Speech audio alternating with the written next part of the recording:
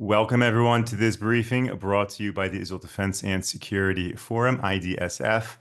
As always, there is a lot going on right now in Israel as President Trump is making deals in Saudi Arabia, and Qatar seems to be actively involved in the hostage negotiations in Israel. We have a lot to discuss. Joining me right now is the head of IDSF Research, or Yissachar. Or thank you so much for joining today. Good to be with you, Moshe. Thank you. Now, Or, I know you had a very busy day because you just came out of a meeting with the U.S. ambassador to Israel, Huckabee. So, are you able, to the extent that you can, share a little bit about that meeting and perhaps the messaging that you got in terms of the U.S.-Israel relationship in light of everything that is happening right now? Right now, Israel is focused on having its agenda and the U.S. agenda and the agenda of the Western world through in the Middle East. I know that the president's visit right now is mostly economic. It's mostly about trade. It's mostly about deals, and that's amazing. I mean, the United States needs badly investments from around the world, and to compete with China, it cannot play second fiddle to China on the world stage nor in the region.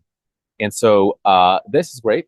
The other part of it, which is security and politics and the future, I think at the end of the day, Israel and the United States are, in my understanding, 100% aligned, and we know just how much preventing uh, um, preventing nuclear power from Iran is a priority not just for Israel but for the United States, and that eventually the future will be not the future steps toward Iran will not be decided in Riyadh. It will be decided in Washington and in Jerusalem. But we do hope that Riyadh will join this American-Israeli alliance, because if pragmatic Arab countries use the same logics as they used the same logic as they used in the Abraham Accords, we can have actually an opportunity to face face head on Iran's nuclear program. That means that Iran, I don't believe they're genuine about their, negotiation. I don't believe this is genuine negotiations. I do believe that right now Iran is trying to buy time, and I don't think the administration is buying into that. I published an article at JNS called "Inside Iran's Bizarre Attempt to Sweet Talk Trump into a Bad Deal." So the president is not buying into what other presidents may have bought into, and I think that he's not going to go for a bad deal. He's going to demand Iran the complete dismantlement of its nuclear program, the demolition of nuclear sites, real inspection. That's not for Israel. That's ultimately to remove a clear and present threat on the region. Now, I'm curious to know any deal that is struck between the Saudis and the US. How do you think Israel would play into such an economic deal? How do you think Iran would impact such an economic deal? Meaning, is it advantageous for the US and the Saudis to bring in Israel to such an arrangement to work hard to exclude Iran from involvement in the region in order for their economic plans to be as most successful as possible? Yeah, I think these are two separate discussions. Like the trade discussion and the deal discussion is one, and the president was talking about over $1 trillion in investment or something crazy like that. And the other part of it is security, and it's always like very closely intertwined. And I am sure that behind closed doors, some of these security issues will be raised, but most of all, it's about trade. Uh, I, I don't think it's a big secret what Israel wants. It wants the complete and total destruction of Iran's nuclear program. And I think the United States is interested in that too. We just heard the president just the other day. We need to blow up the centrifuges. Either do it the good way or my way. Either he's giving every opportunity for negotiation, but he has no illusion as to Iran's genuine intentions. God, I mean, they tried to assassinate him twice. They He knows very well that Iran is not the 100% genuine in its intentions, and therefore he needs true and real guarantees. If he fails to do that, that means Iran shows the bad way. But either way, they have to remove the threat. Again, it's not like Israel is warmongering and wants to drag the United States into war. On the contrary, I think it's the United States' interest to end this war by removing the threats, meaning Iran's nuclear program. If Iran becomes nuclear, and everything it's doing around the region, everything is doing around the world, assassinating people, tending to assassinate people, carrying out terrorist attacks, and building these terrorist armies around the region. multiply it 100-fold, and it will be left unchecked, just like North Korea. We don't need another North Korea in the heart of the Middle East. Sure. So let's talk about Qatar for a moment, if we can. Qatar clearly has influence with Hamas, to say the least. And Qatar is now warming up to the Trump administration, and it certainly plays an important role in the U.S. military presence in the Middle East. How concerning is that for Israel right now? Look, I mean, the president is acting out of his own considerations, and sometimes they transcend Israel, and that's okay. I am worried about Qatar's hosting of top Hamas leadership. I'm worried about the fact that to this day, Qatar has not condemned the October 7 attacks, nor tried to put real pressure on Hamas to release the hostages, and they have the power to do so. I'm very concerned about Qatari influence in America, with billions and billions of dollars that it invests in universities, academia, NBA, Hollywood. All these things factor into the public opinion in the United States. And so I really do think that while we want deconfliction in the region, and Qatar sounds like initially like a player we can make business with, I do think that in the long run, it would be a mistake to put the trust on Qatar, their big money, their big influence. We need to look into how Muslim Brotherhood regimes around the world have brought nothing but destruction to the world. And this is the time to actually put some checks on Qatar, cut off its, or at least moderate its influence on soft power in the United States, and demand real accountability as it comes to extraditing Hamas leadership and putting real pressure on Hamas to return the hostages. And can you just give us a better understanding of Qatar? Are they driven by religion, by theology, ideology, economics? Why is it that Qatar is the host for Hamas, and what is really their agenda or incentive in all of this? So Qatar is sort of an island in the middle of the Middle East, not a real island, it's a peninsula, but it's sort of an island of ideas, and it has it's accumulated its wealth based on LNG, natural gas, liquefied natural gas, and pearls. And as from the 1970s, it has become abundantly and exponentially rich, affluent. It's built all these skyscrapers and all these islands in the sea, and it has realized that soft power for a country with such a little, numeric advantage, such as Qatar, then soft power and money is the way to talk in today's world. So they only count a few 100,000 people, and they have millions of people who have no, really hundreds of thousands of people who have no citizenship. They're residents in Qatar. They have no real formal legal status. But then this makes Qatar an extremely influential actor on the world stage, to the point where it hosts Hamas, and it hosts the U.S. largest air base in the region. It hosts talks between the U.S. and the Taliban. It plays both with Russia and with Ukraine, both with Israel and Hamas. It sort of plays in on all fronts. So I can definitely see what Qatar is doing here. It's trying to sort of defend itself by, being the honest broker, so to speak.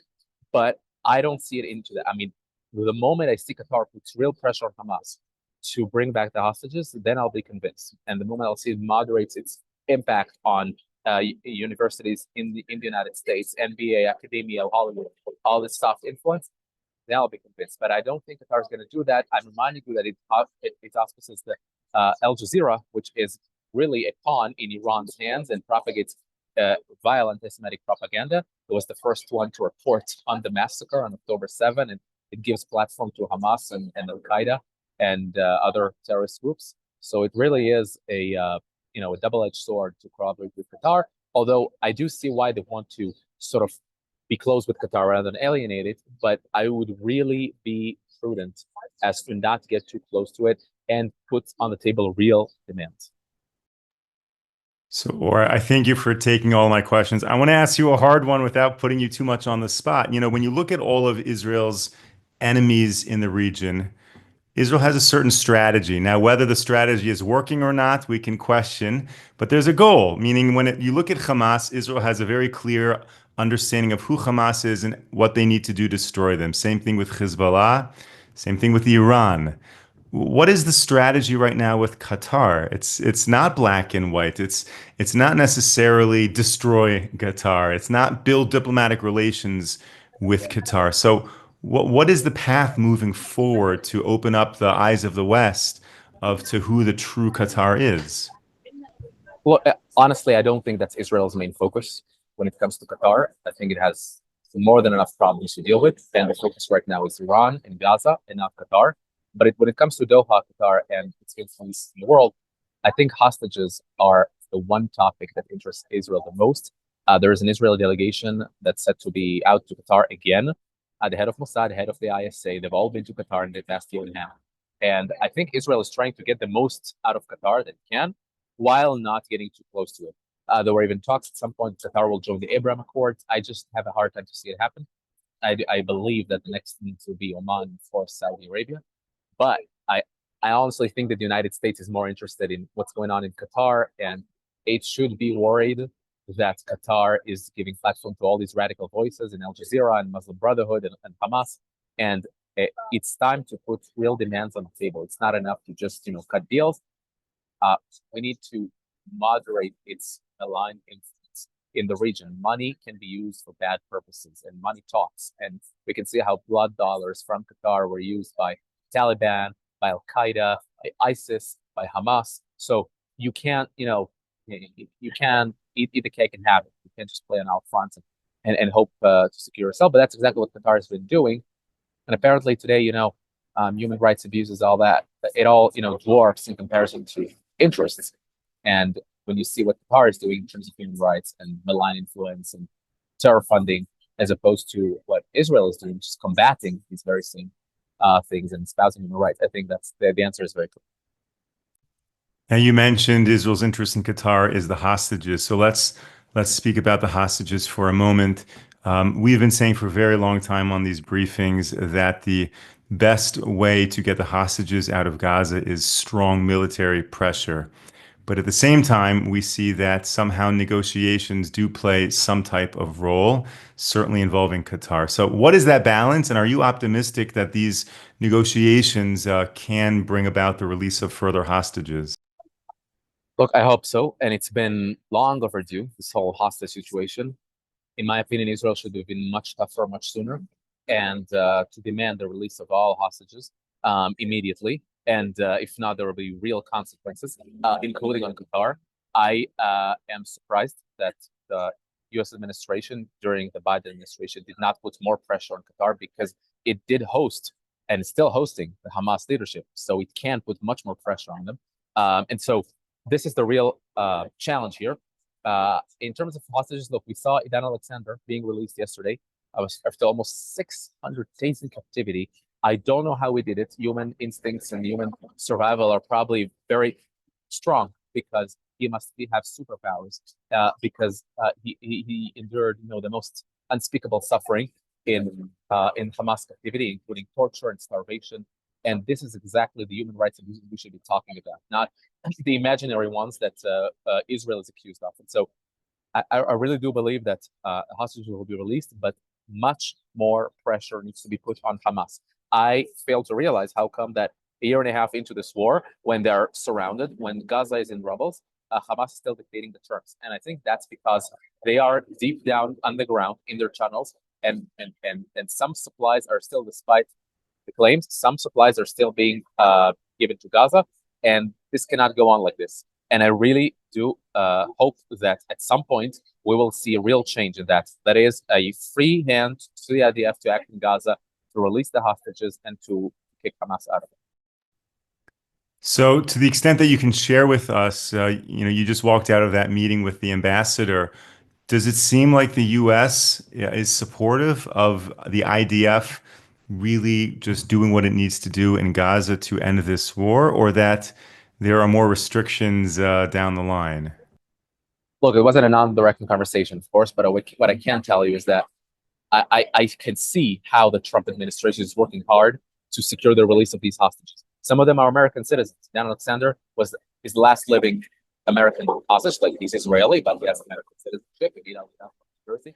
And there are several other dead bodies of dead hostages, unfortunately, in Gaza, also American citizens.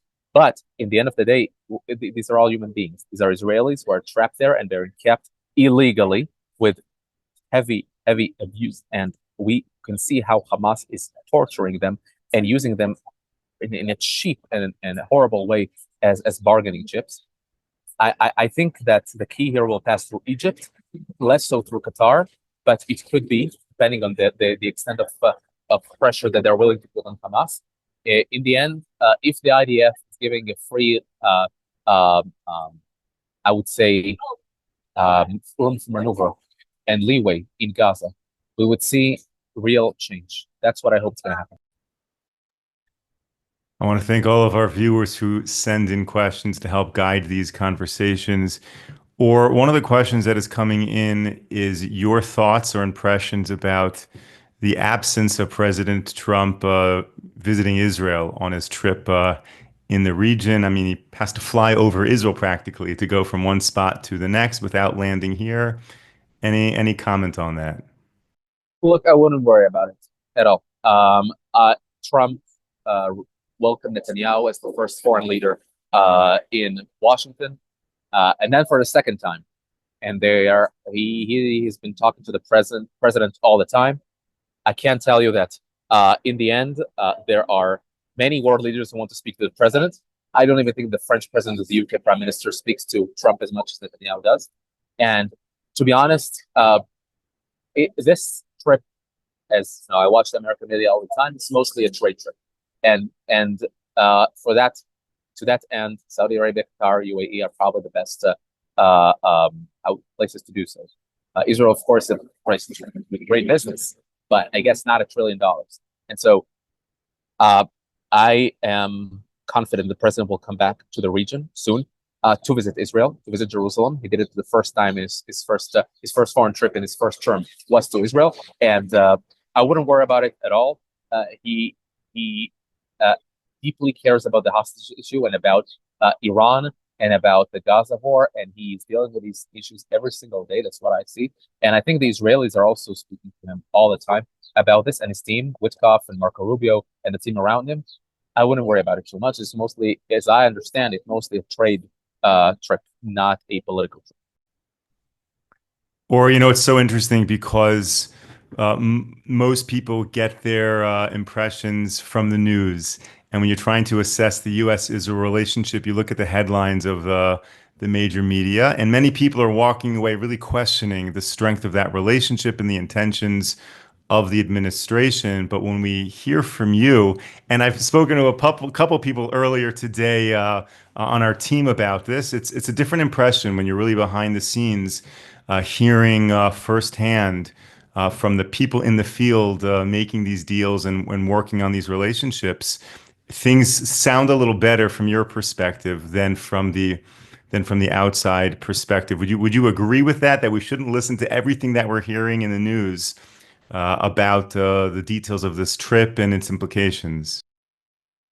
100%. I think some people took it upon themselves to sort of create daylight between the U.S. and Israel, but it does not exist. I mean, needless to say, I'm sure there are disagreements. However, if I compare it to the alternative, which is the past experience of U.S. administrations, I think this one has been so far, and I'm sure it's going to be the best U.S. administration that Israel can hope for. And again, this is not just about Israel; it's about securing conditions for deconfliction in the region, to end the war, to remove the clear and present Iranian threat from the Middle East and the world, to remove the Houthi threat on the U.S. Navy in the Middle East, and the Iranian threat on the U.S. Air Force in Doha, Qatar, to remove the threat on the freedom of navigation in the Red Sea, and of course to prevent the Middle East from becoming a hotbed for Iranian terrorism. So all that is pretty clear to me, and I think the president understands it very well. This is a clear American interest to hold Iran back, to hold it into account, and to empower Israel. It's a clear American interest. So it's a two-way street here. And I honestly think that we will see many surprises down the line, maybe even soon, where no one will have doubts as to the president's commitment to Israel. I just think sometimes we expect the administration to do things in a certain way And the way I see it as a, as an observer, but also someone who does things behind the scenes sometimes, these are, we shouldn't expect the president to do as we say or as we speak or as we think. Just like we don't shouldn't expect the prime minister of Israel to do exactly what we think. There are many considerations that transcend everyday pundits and analysis and commentators. And in the end, it will be judged by the bottom line results of this war, and it has to be conclusive victory over Hamas and Iran. This will be the great test of Israel and of the United States in the coming months. And I think it's important to remind everyone that in the days, weeks, months leading up to the Abraham Accords back in 2020, there was very little, if out any, indication in the media what was about to happen. And then it kind of jumped up on us from nowhere. So maybe that's an indicator of how the Trump team operates and that there are things happening behind the scenes right now, and the best is yet to come. Or I very much thank you for joining the briefing today. Thank you to all of our viewers and supporters for tuning in. Thank you to everyone for dealing with the audio quality and understanding that we're talking to people in the field, and therefore sometimes the technology is a little lacking, but hopefully the content more than makes up for it. We will be back with you tomorrow, 10 a.m. Eastern Time, 5 p.m. here in Israel. Until then, stay safe, stay strong. Take care, everyone.